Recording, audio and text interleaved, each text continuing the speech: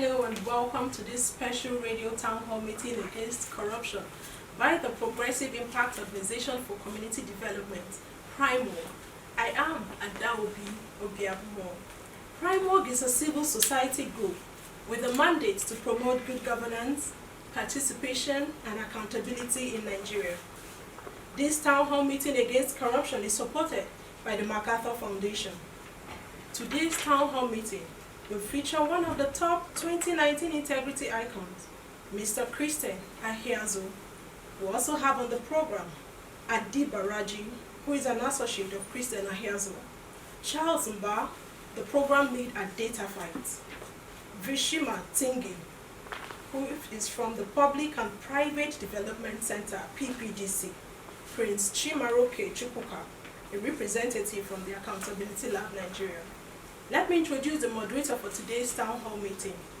She has been into an array of advocacy and functioned actively in leadership teams for pro-Nigeria campaigns.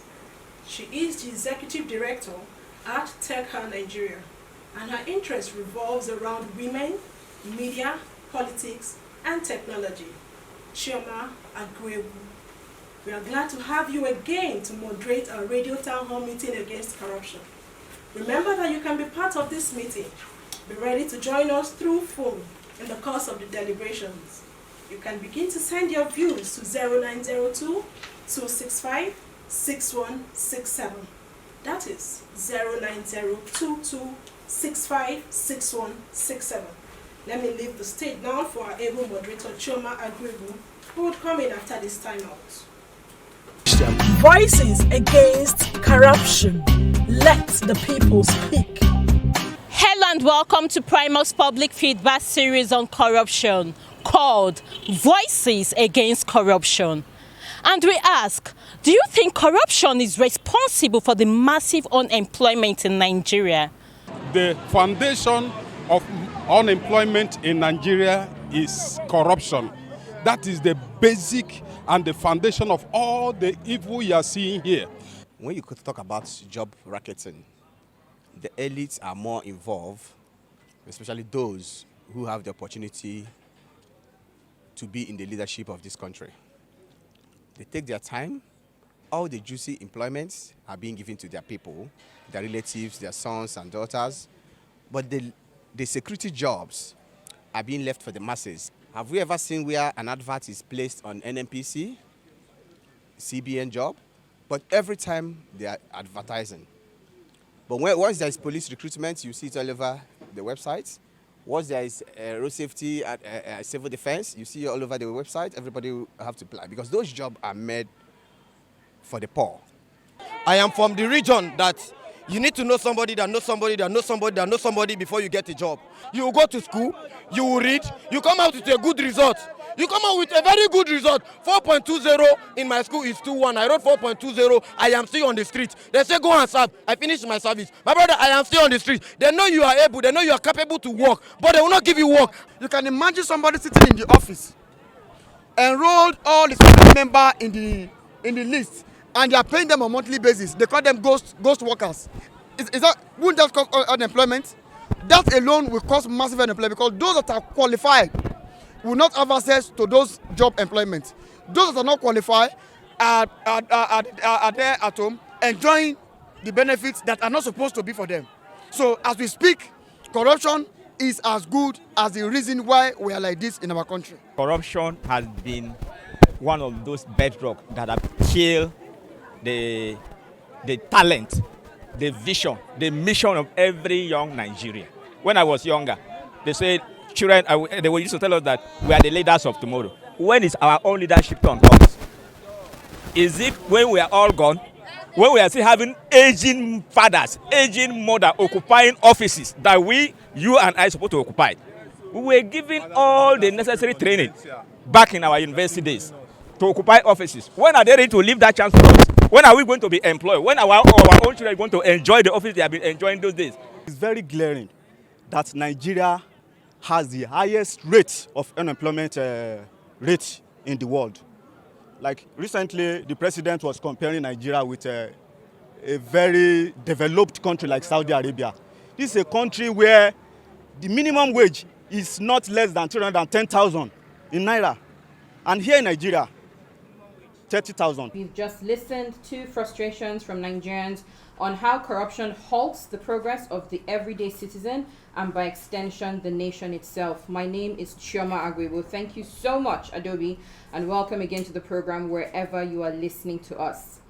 We're discussing anti-corruption, we're discussing integrity, and we're discussing all things the progress and development of Nigerians in Nigeria and without.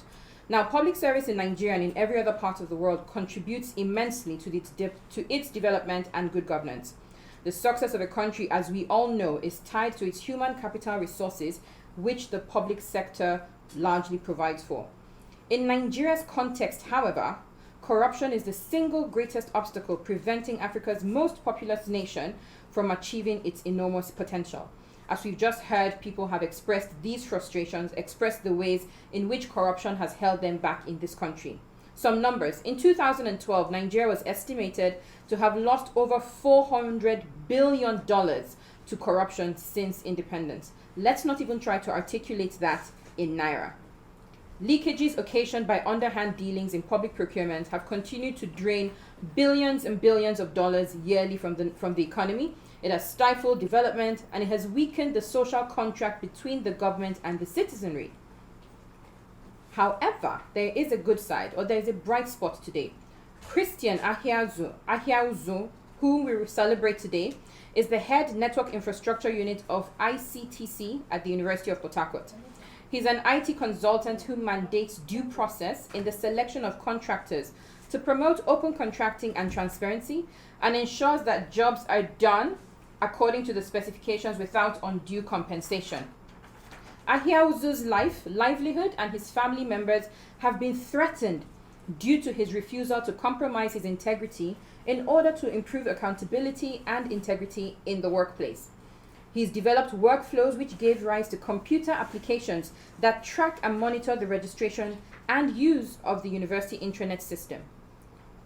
Regrettably, Public Procurement Act and the Bureau of Public Procurement, which are supposedly meant to provide legal and institutional framework and professional capacity for public procurement in Nigeria, have not lived up to billing. Now, for today's town hall meeting, we will look at factors that have contributed to the grim outlook of public procurement processes in Nigeria and to remind government officials, stakeholders, and policymakers the work that needs to be done in this particular area of governance. Most importantly, since fighting corruption is the main theme of President Muhammadu Buhari's administration, this conversation is more than timely. The PRIMORGs Radio Town Hall Meeting Against Corruption is a collaborative effort with Accountability Lab Nigeria to tell the stories of integrity in the public place with support from MacArthur Foundation. A reminder that our social media platforms are at official PRIMORG all over social media, and also to start giving you the numbers you're going to use to reach us as we go along. Start getting those comments ready to send them to or to call us on 090-2265-6167. Now, Mr. Christian Ahiauzu will join us on phone from Port Harcourt. We have someone, however, in the studios who has been impacted at close range by the honesty and integrity of Mr. Adiba, in the person of Mr. Adiba Araji. He's an associate of Christian Ahiauzu. He's here with us in the studio today. We also have Charles Mba, who's the program lead at Data Fight. We also have Prince Chimaroke Chukwuka, who's a representative of Accountability Lab Nigeria. He's in the studio as well. Now remember that you, my dear listener, are in this radio town hall meeting with us wherever you are. And you have the opportunity to make your contributions when we open the lines. Don't forget the number I gave earlier. If you want it again, it is 0902-265-6167. Your contributions will be on everything on how we can scale up integrity in public procurement and reduce corruption in public service in Nigeria to the barest minimum. We're going to start with Mr. Christian Ahiauzu. Good morning, Mr. Christian. I hope you're doing great today. Thank you for having me. Fantastic. Now, you were named an integrity icon in 2019. Congratulations on rising to the top in something that seems to be a really, really difficult situation to even do any good work in. Walk us through what such recognition means to you and to the people around you. How did you feel? Yeah, it was seriously, it was surprising to me because after the time the award came, I had already started losing hope in our system in the country, in our reward system, and everything around the country. Though it didn't deter me from continuing my kind of work and the way I do things. One thing that touched me most about that award was, when I was called concerning that award, I didn't even know who the organization was. I didn't know I was nominated into such an organization. So at first I thought it was a scam actually. But I said to be patient to understand what's going on.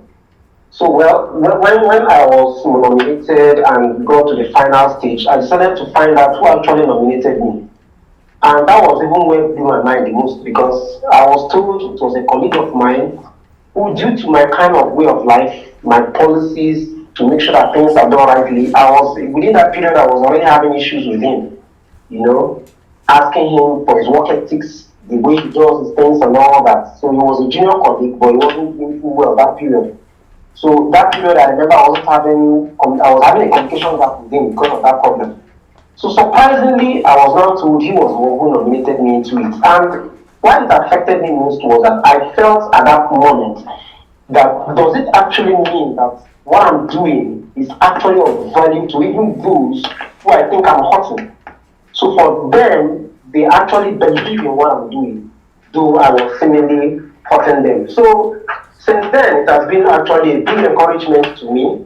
And I really want to thank the Almighty God. I want to thank my family for always being behind me for everything that happened. I want to thank my colleagues to who one way or the other support me in allowing me to do what I should do, the right way I should do it. And of course, I want to also thank Accountability Lab because if they didn't enter into this award, people wouldn't know what I do in my little area.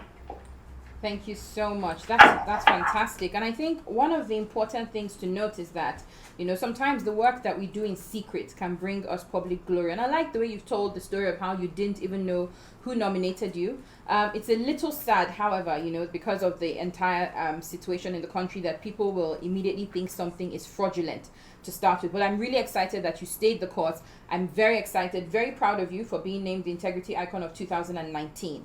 Now, let's talk about your motivation for maintaining the great work that you do and the motivation for even carrying out your functions with integrity and, with the best professional ethics in mind. What pushes you? Okay, motivation. There are several factors. There are several things that have pushed me in the past and are still pushing me to do things the way I do things today. One of the major factors, one of the motivations I've ever had is the belief in God and belief that there will be judgment after death, and in the judgment I will be accountable for whatever I've done in life. That strong belief keeps me going because I know that whatever I'm doing here, it's not a waste. I will surely account for it. So it motivates me to do the right things and at the right time. Then the second motivating factor has been the impact of my actions to the larger society. I'm a trained engineer, and while I was in school, we had scenarios where you design a product. If you didn't design the product properly, let me give you instances. We've been having a series of collapse of buildings all around, everywhere. If you watch in Lagos, there was a recent collapse of buildings and other parts of the country. Now, if the engineer probably was given something, some inducement to carry out a wrong design, at the end of the day, lots of lives will be lost. Should I even talk about the design of an aircraft? If for anything there is a subsidization in the design of an aircraft, so many lives will be lost. So that fact that I always believe that whatever I do today has an impact in the larger society, who could in any way also include my family. So because of that, it also motivates me to do the right thing. And finally, my family has actually been a motivator to me in everything I do, my wife especially. She supports me all the way, whatever I'm doing. And that keeps me going too. Fantastic. Thank you so much. Again, I feel like, as you're speaking, I should just be taking notes, because you mentioned something that's really interesting, which is the ripple effect of good or bad behavior, right? So the things that you do in secret, whether or not we like it, often have a way of, showing forth or expressing for the larger society. A few more questions before I let you go. What's been the biggest challenge in standing as a person of integrity on your job as a public servant? Biggest challenges? Wow. There are always challenges. In fact, that's one of the most reasons why people would not want to stand out for integrity. One of the major ones that have happened to me, I think there are about three of them, three major things I can talk about. One of the major things is the fact that I've been branded an enemy by those who don't have any form of integrity in them. So if I walk around such kind of people, they have labeled me an enemy. So because of that, there are things they believe they cannot do with me. There are things that they will not want to come around me to do in any way. So you are like an enemy. You discover there are situations where you walk into a room, everybody keeps quiet. Because probably they are discussing things you know that will not be of value to you, or you will not support one way or the other. So I have had such kind of situations. I've also had threats of life. I remember once some people walked up to my wife, they knew where she had a shop somewhere, a provision shop somewhere. I don't know how they made their findings, found out who she was, where she was, and she stayed close to the estate where we are staying. And they threatened her. They told her, warn your husband. They threatened her. In fact, that was the height of it, because all of that threats I've ever received as a personal threats, one-on-one threats. But that particular threat, it went too far, because it now gave her some shocks, and she was quite scared. But I made it clear to her that nothing is going to happen, because I know I'm doing the right thing. I've never done anything wrong, and therefore I've not done anything wrong. Then the last thing that has always been a challenge is difficulty in getting things done. Sometimes because we want things to be done straight.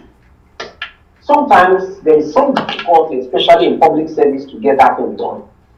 We may not understand vividly what I'm saying, but you see, when you have decided that something should be done the right way, no cutting of corners, no payment intuition to anybody, sometimes it makes it difficult to get that thing done, because people sometimes have this inertia to participate in that program to make it done, because they believe there is no reward, physically at that moment for doing it, except maybe their salaries. So sometimes it's also a challenge, that difficulty of getting things done properly. So for me, I think these are the major challenges I've had so far, that I have been living the way I've been living. Thank you so much, Mr. Christian. Thank you so much for really sharing those with us. And now, let's talk about the upsides, right? So you've talked to us about the challenges, but what impact of your lifestyle have you seen on younger officers and colleagues? I know you mentioned that, the person who nominated you was a junior colleague who you were actually not pleased with at the time. But what's the impact of your lifestyle on your younger officers and colleagues around you? Yeah, so like you just said, one of the major impacts is what I witnessed, which I didn't expect. So it means some way or the other I'm being appreciated. But one of the impacts I've noticed is the respect that I get when I am in certain environments, whether with colleagues or outside. There is that respect and aura around me that, there are things these guys cannot just do. So because of that, I'm respected for that. So I have observed that, and it seems to have impacted so much on the people around me, because when people now see that kind of respect, some of them say, especially the younger ones, no, I would like to be like you when I grow up. Sometimes we will laugh about it. I would have asking them, are you saying it's not good enough? They say, no. I want to be like you when I grow up. Because they see some aura around me by the way I live my life. I live naturally a cyclical life. And for some, it may not work. So for some, there's a mixed feeling, especially when they look at, what's your wealth like? How rich are you? and they discover, oh, you are not so wealthy. So for some people, it's not a lifestyle. So there's this mixed feeling among some that, oh, why would I want to live a life where certain needs of mine will not be readily met? Yeah. Thank you so much. Thank you so much. I've been speaking to Mr. Christian Ahiazu, who's the head, who's an IT consultant, but also the head network infrastructure unit of ICTC at the University of Port Harcourt. Thank you so much. I have a final question, which is how can we reduce corruption to the barest minimum in public procurement, especially using technology? Okay. I think while you were making your introductory speech, you said something about the Public Procurement Act of 2007. I have gone through that act again and again, and I discovered that major parts of that act may not have been well implemented. But I want to say that if all parts of the Public Procurement Act of 2017 are executed, are implemented, it will go a long way to reducing the issue of public procurement and challenges that go with the corruption that goes with it. Fantastic. Thank you so much. Mr. Christian Ahiazu there talking about the full implementation of the Public Procurement Act as one of the ways in which we can really slow down, incidents of corruption, especially as they affect public procurement in Nigeria. So now we've listened to Mr. Christian. We're going to listen to someone whose life has been positively influenced by our 2019 integrity icon. Mr. Adiba Raji is in the studio with me this morning. It's lovely to see you. And I have a few questions for you. Tell me about Mr. Christian and how his lifestyle has affected you and others by extension.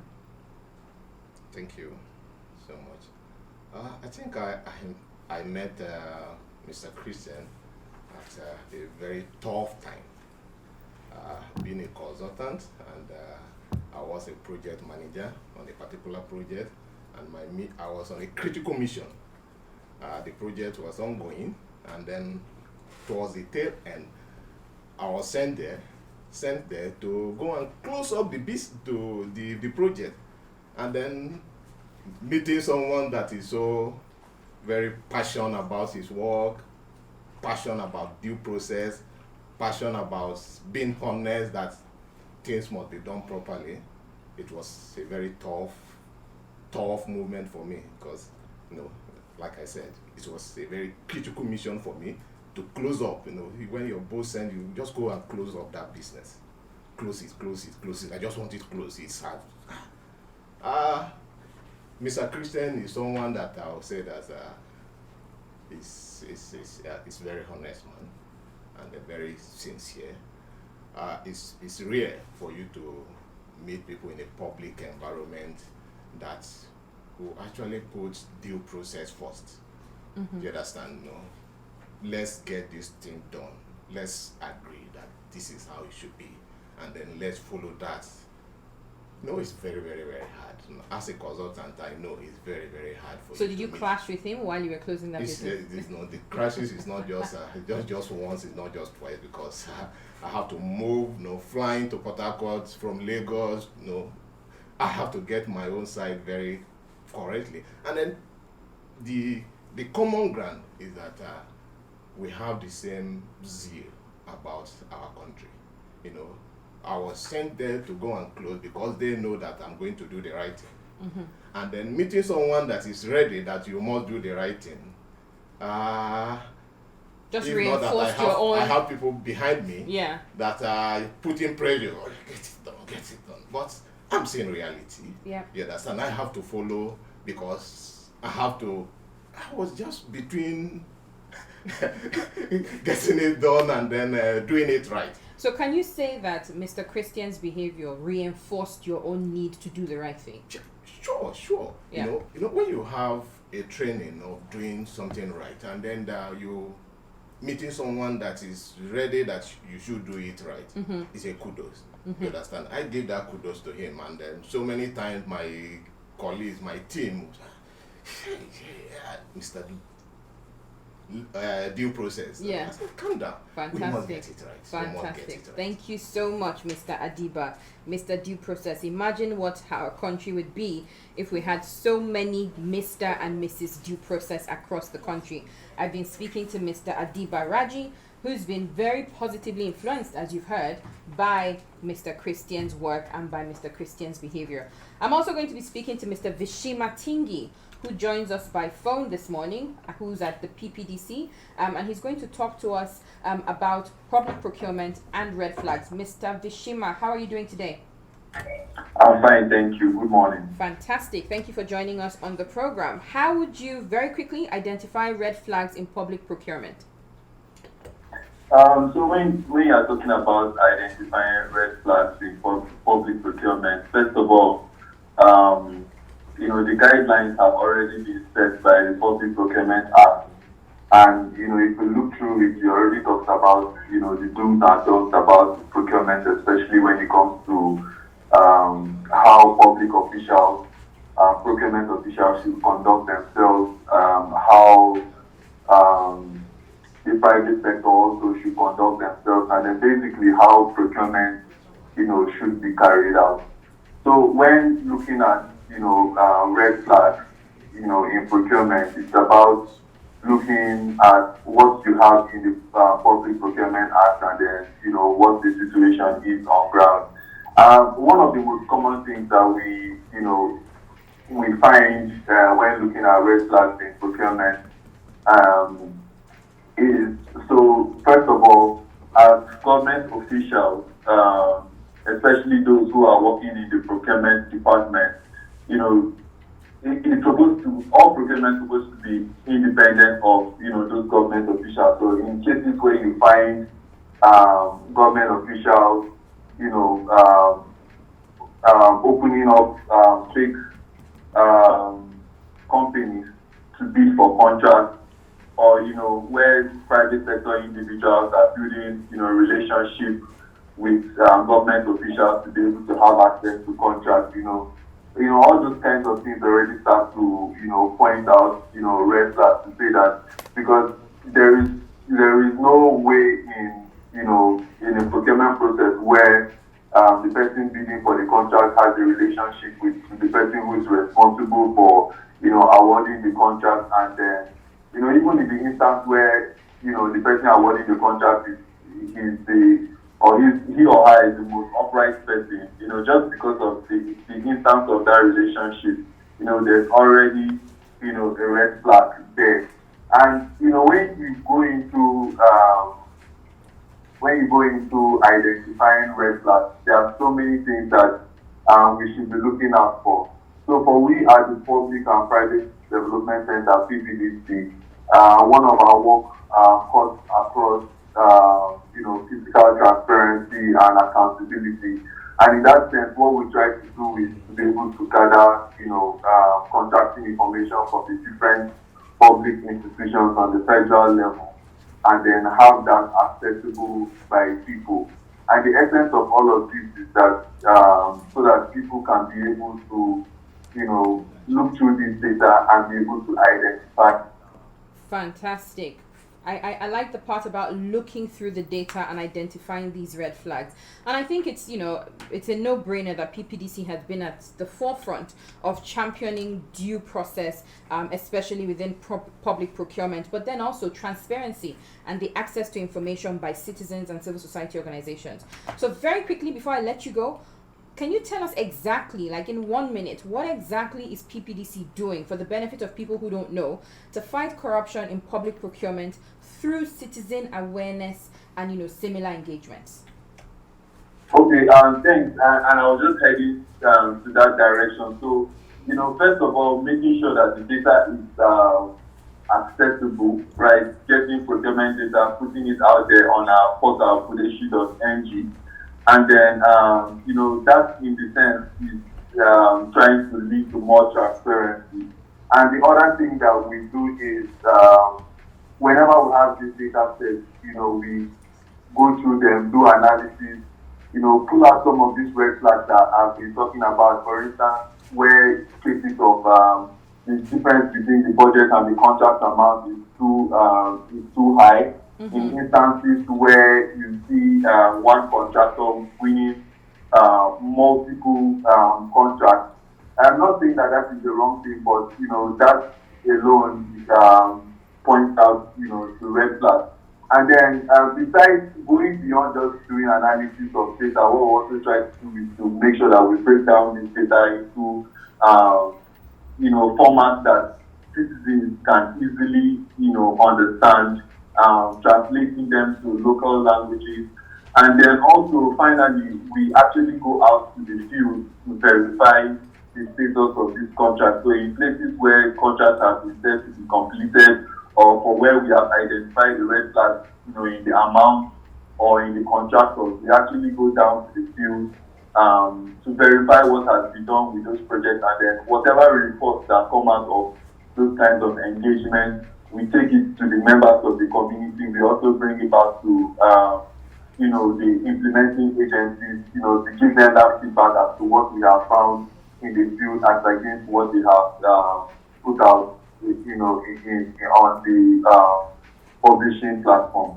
Fantastic. Thank you so much, Mr. Vishima. There's so much I'm learning today about public procurement, but also the ways in which the public can be sensitized to understanding what things might be red flags in public procurement processes. I'm going to come back to all my guests today to ask them, this same question on how they believe that we can fight corruption in public procurement. But before I do that, I'm going to go to Data Fight and Mr. Charles Mba, who's also in the studio with me today, and he's going to tell us how, the importance of data in the fight against corruption. Mr. Charles. Thank you. So, data, be it big data or open data, is useful to connect the dots in our actions, interactions, and transactions. And these dots are used to either uncover or prevent corruption. But I want us to know that data on its own, like the availability of data, is not an anti-corruption solution. That's the first thing we should take note of. So, most importantly, what drives the anti-corruption solution is analysis of this data. And for us to fully exploit data that is available, we should consider 4 critical things. Okay, so first of all, be able to develop insightful anti-corruption analysis. And insightful anti-corruption analysis is only possible if this data is a good data. When I say good data, like quality data. So that there is data on the Open Treasury data on the OTP platform, or that there is COVID-19 procurement data on the Nokopo platform, is not enough anti-corruption solution. So you should first of all consider what is the quality of this data. So after noting what the quality of this data is, then you go into, okay, how much can I analyze this data? That's where the capability of stakeholders or journalists or those at hand comes in with respect to analysis of this data. Then there is also something else that we should take note of. For data to be fully exploited, for you to create impact in anti-corruption analysis, first of all, the outcome of the analysis from the data should be able to, there should be a link between the outcome from this analysis to an integrity system. So take for instance, in Nigeria, we know we have the ICPC, but how many times have these guys taken up prosecution from the analysis that we've done with available data? So that's actually a very critical issue in Nigeria. Then more so, for those analyzing data actually, we also have responsibility for this data to be fully exploited. First of all, in the process of analysis, a lot of persons, when they find out that you're working on a very, very important analysis of a very important topic, they tend to come to you for different kinds of maybe bribes and brown envelope. As data analysts or as journalists that are involved in data analysis, we should put it as a point of duty to, in the course of analyzing this data, to be transparent and then accountable in our actions. Sorry, I'm going to cut you short there and just ask you, because you said something I want to dig in on. Has anyone ever approached you with a bribe in the course of analyzing data, and what did you do? Not exactly. No one has approached me, but we know that this thing is out there. Right. A lot of persons tell their story, so it's out there. Fantastic. So I was going to go into another way of fully exploiting available data is to make sure that there is available corporate data. I think Mr. Vishima, when he was talking, he made mention of that. So there is a recent neglect in the frontier of corporate data, and we know that most of these politicians, or let me say those that carry out public procurement contracts, they have a special link. They have a special way of linking whatever contract they've gotten with corporate organizations or existing companies. So they should make available like corporate data from companies. And this is the reason why Data Fight, as a data journalism organization, has taken it upon itself to dedicate a platform that will collect and publish beneficial ownership data from various companies that are doing business in Nigeria. So in due course, this platform is going to be made available to journalists, civil society and anti-graft organizations to be able to carry out investigations that will link politics to financial analysis and also to public and private procurement. That's brilliant. Thank you so much. For the benefit of people who might not know, would you please tell us what beneficial ownership means? But also, can you also tell if you have data that measures how much Nigeria has lost to corruption in public offices? Okay, let me go straight to if there is availability of data that measures how much Nigeria has lost to corruption in public offices. If there is data available, I would say yes, and at the same time I would say no. I would say yes because it depends on the kind of analysis that you want to carry out on that data, and the no is also dependent on that also. So we all know that useful analysis from data or useful data that exists are usually decentralized, meaning that they exist in they are in control. They are controlled by different offices or different agencies. So and there is a critical problem of integrating or aggregating this data to be able to carry out analysis on corruption. So take for instance, corruption analysis could or basically starts from the procurement process. So you have the procurement data, and then you could also have, okay, let's say the tax data. You could also have, let's say, the public asset declaration data. You could also have, let's say, corporate organization registry data. And then you could also have, let's say, financial intelligence data that has to do with data on various suspicious companies outside Nigeria. So having this data available with the procurement data at the center of everything. Okay, let's look at the available procurement data that we have. If you go to the O2P platform, that's the Open Treasury platform, or most times you go through even Budeshi platform, you find out that the data they have most times are incomplete. So I want to carry out an investigation on the procurement process, and on that data I have budgeted amounts, or I have contracted amount, but I don't have budgeted amount. So how do I actually know that this the amount that was budgeted the was amount actually that was contracted for that? Exactly. So that's the problem. So right from the root point of carry out the analysis, I have a problem with the quality of the data at hand. So that's the reason why I said, okay, first of all, yes, depending on the kind of analysis you want to carry out, and no. Okay, but so also the quality of the data. The quality of the data. Thank you so much, Mr. Charles. Thank you. I'm going to open the phone lines now because I'm sure that people are itching to have their say in this conversation. Please note that you can call us on 0818 4270 287. 0818 4270 287. You can also reach us on 0818 4270 265. Don't forget, contact us via social media. Our handles everywhere are @official PRIMORG. You can join us. You can be a part of the conversation. Let us know your take. Corruption, anti-corruption, public procurement. What is the way forward? How do we go forward with this? We're also going to talk to Accountability Lab. While I wait for the calls and messages to start coming in, going to talk to my brother from Accountability Lab, and he's going to be telling us, how difficult, rigorous, and tasking it is to find integrity icons. We're going to be speaking with Prince Chimaroke Chukwuka. How are you doing, sir? Thank you. Thank you so much. I'm doing all right. Thank you so much for having me. Thank you. So how difficult is it to find an integrity icon? Well, I would say it's pretty difficult, but as we keep on going in the project, we discovered that more people are beginning to nominate, more people are beginning to lend their voice to the cause and begin to spot out government officials who have said they would not compromise irrespective of whatever the circumstances. So it's pretty difficult, but as we go on, I think it's beginning to ease up a bit. And you received nominations from across the country? Yes. How do you zero in on that one person, that icon, so that I can go and look for people to nominate me? Awesome. Okay, now it's a whole lot of process. Just this year alone, we had over 800 nominations, and that was a lot. One of the things we do in-house is to first of all look at the valid and invalid nominations.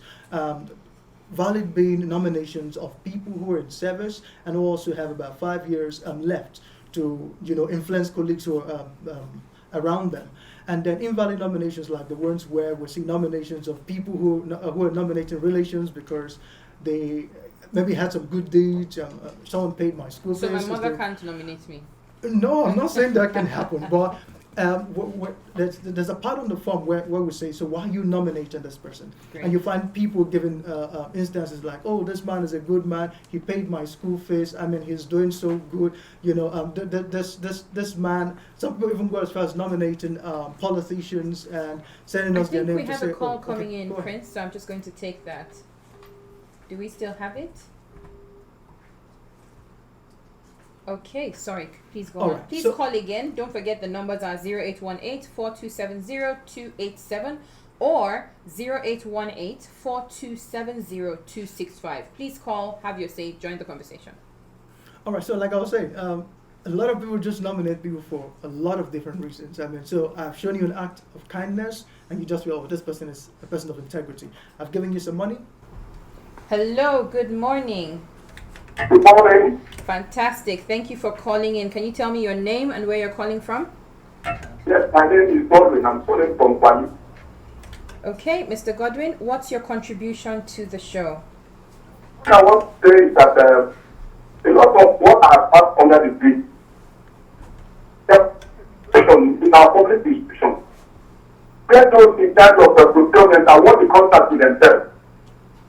They go and register companies, and they make sure that those companies they register are the people that get that contract. And the genuine contractors that they experience are not doing anything. Thank you so much, Mr. Godwin. They're talking about, people awarding contracts to themselves. I think Mr. Charles dabbled into that when he talked about beneficial ownership and knowing to whom the contracts are being awarded. Back to you, Prince. All right, so like I said, people nominating people for the wrong reasons, but all of that we take out, and after which we'll begin to look at the top 100. Right. And then, okay. Very quickly, how many young people typically make these lists, right? When you start the nomination process and when you sift through the numbers, how many of them are young people? Okay, because I do not have the data offhand, but just give us a ballpark. Yeah. Okay, I think we have just about 30 to 40% of young people who are making that list. And, one of the things we consider is the rate of opportunity for corruption to happen as one of the criteria which we look at. So for someone who is maybe just a fresher, junior officer, exactly, in the system, may not have been opportune to have lots of opportunities when it comes to corruption happening within their space, unlike others who've been in the system for so long. And people who had higher positions. Exactly, who. Oh, that makes a lot of sense. Okay, what do you think is the future of our country, especially, in light of this integrity icon that Accountability Lab Nigeria finds every year? Are you hopeful, or do you think that we're just headed for doom? Wow, that's a big question, and I would want to say in positive light that the future is bright. Okay. My reason being that one of the things we do with these icons is not just to celebrate them or tell their stories. It's also to try and see how we can translate their individual integrity into institutional integrity. And one of the ways we do this is by organizing team building sessions where these icons can begin to interact with those within their circle of influence and begin to see how they can duplicate that character in these colleagues who are their peers. And with this, we believe that we will begin to depopulate the cliques of corrupt people, and you increase the pool of Mr. and Mrs. Due Process. Exactly. Thank you so much. Exactly. Thank you so much, Prince Chimaroke Chukwuka, representing Accountability Lab Nigeria. You said something that kind of just leans into what Mr. Adiba said earlier, that he is a person of integrity, but engaging with Mr. Christian reinforced his values. And even though he was being pressured from his office to get things done, because there was another person with the values that he subscribed to, he was able to, just lean into his own values and be the person that he is.